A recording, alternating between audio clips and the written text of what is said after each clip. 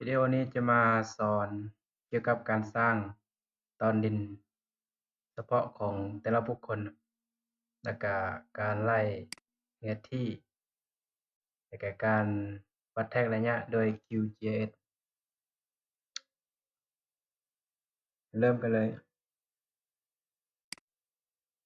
ก่อนอื่นเบิดแม่นให้สร้างเซฟไฟล์เป็นโพลีกอนสมมุติอันนี้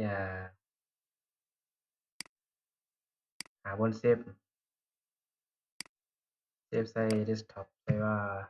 land use 2ชื่อว่า land use ซึ่งชื่อนี้แล้วแต่ใครจะสร้างเนาะจะสร้างเป็นชื่ออะไรก็ได้เซฟหลังจากนั้นให้เลือกเป็นUTF-8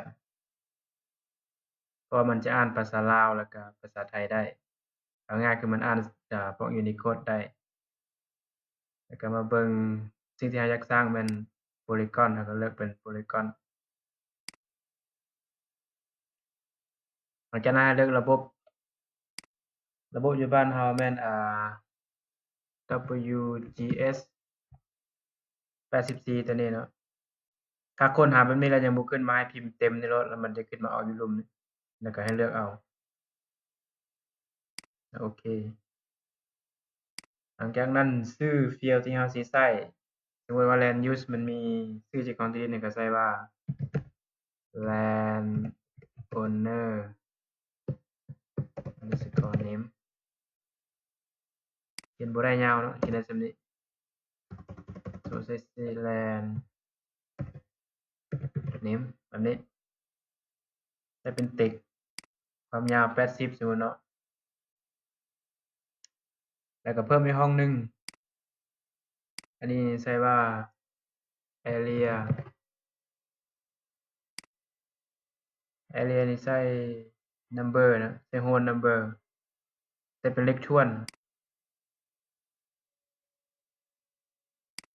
ความยาว10ตัวเลขเนาะหลังจากนั้นโอเคเพราะว่าตามนี้คือเราอยากสร้างตอนดินแล้วก็รายเนื้อที่เนาะเพราะฉะนั้นเราต้องได้เตรียมก็คือเนื้อที่แล้วก็ชื่อเจ้าของดินเนาะ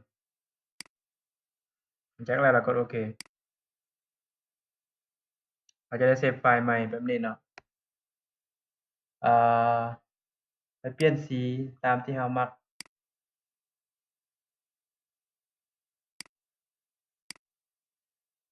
สมมุติคือเลือกตัวนี้เป็นเส้น2เนาะความใหญ่แล้วหลังจากนั้นให้คลิกที่บนนี้เนาะหรือว่าคลิกขวาแล้วก็มาตัวนี้เนาะ Toggle Edit นี่ให้มาแต้มอันนี้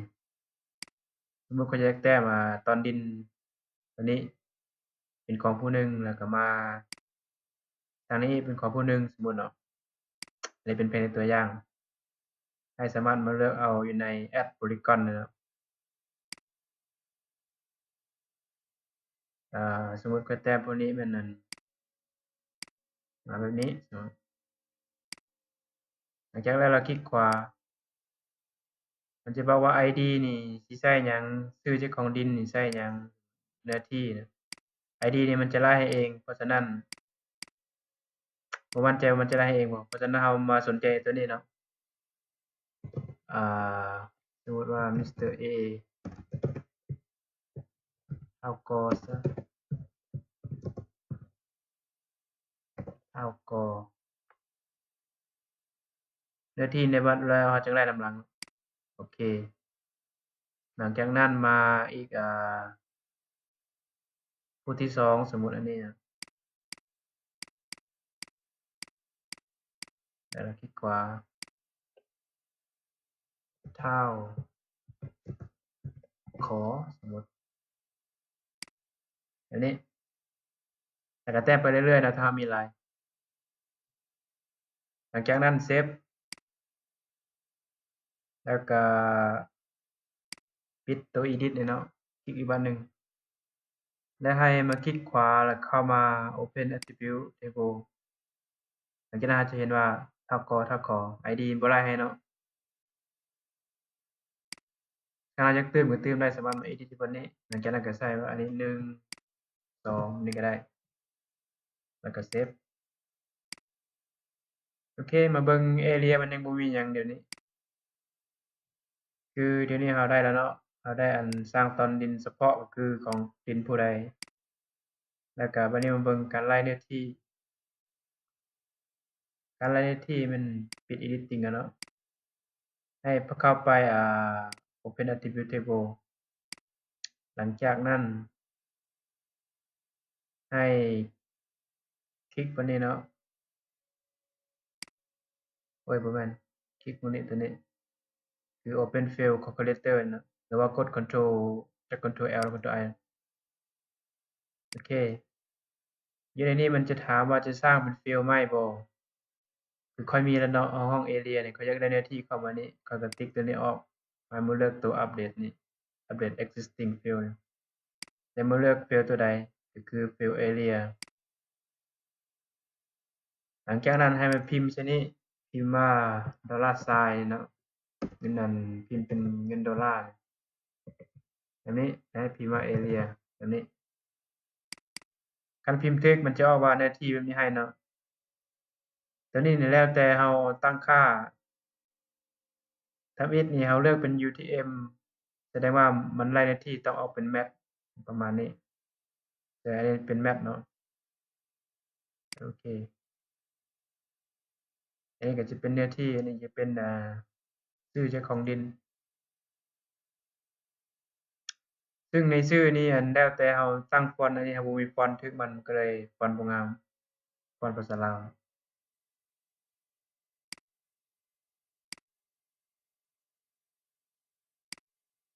มาเบิ่งการวัดแทกระยะ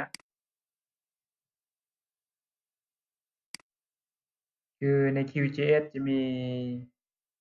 คล้ายๆกับ ArcGIS คือกันเนาะมันจะมีเป็นบรรทัดแบบนี้เลือกลงมามันจะมีว่าไล่เป็นไล่เป็นลายคือเป็นแถวแล้วก็เป็นเนื้อที่เนาะแล้วก็เป็นรูปเหลี่ยมๆแบบนี้ตาม Box Angle นี่สมมุติเดี๋ยวนี้นี่ยังรู้เบิ่งโจทย์ของเราแม่นวัดแทกระยะก็คือต้องมันเป็นเส้นเนาะเป็นลายแบบนี้ก็เลือกลายแบบนี้ออกมาหลังจากนั้นอยู่นี่แม่นหยังเราอยากไล่เป็นMeter เนาะเราก็เลือกเป็น Mat แบบนี้หลังจากนั้นลองสมมุติว่าข้อยอยากรู้ว่าแต่นี้หานี้เท่าไรก็สามารถคลิกได้แบบนี้แบบนี้คลิกขวาเนาะคลิกขวาแล้วมันจะตัดออกให้แสดงว่าอันนี้นี่แม่น32เมตรแล้วสมมุติว่าอยากได้เส้นตัวต่อไปอีกก็กดอีกแบบนี้อันนี้แบบนี้คลิกขวาก็ตัดคลิกขวาก็ได้แบบนี้ถ้าสมมุติเส้นนี้ข้อยได้แล้วข้อยรู้แล้วเท่านี้ข้อยอยากรู้แต่นี้หานี้อีกเท่าใดเนาะกดนิ้วหรือว่ากดนี้แบบนี้คลิกขวาแล้วมันจะตัดคลิกขวาในเมาส์มันก็จะบอกว่าโอเคอันนี้เป็นเท่านี้ หรือวิธีคิดรายได้ที่ด้วยตัวนี้เนาะตัวหยัง Visual มันนี่ Visual Alien